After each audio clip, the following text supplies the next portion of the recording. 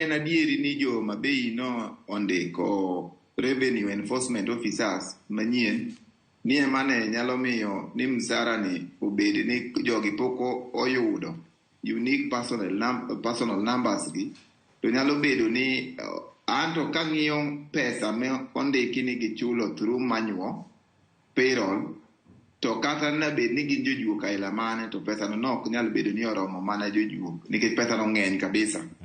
Nikech rate mar jojuok inyalo yudo ni gin around 20 to 30,000 mane ka indiko gi at entry level. To jojuok mang'eny be kapok konde kindiko gi ga on those contract terms magi mondo mi gi actualize gi momiyo ondik gi e county. Koro anyalo wacho ni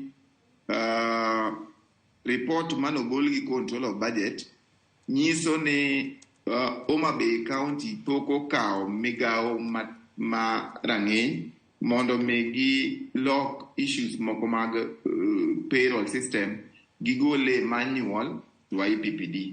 En pesa mang'eny kabisa nikech en 27.1%. Ki compare gi counties wa makaluo ka.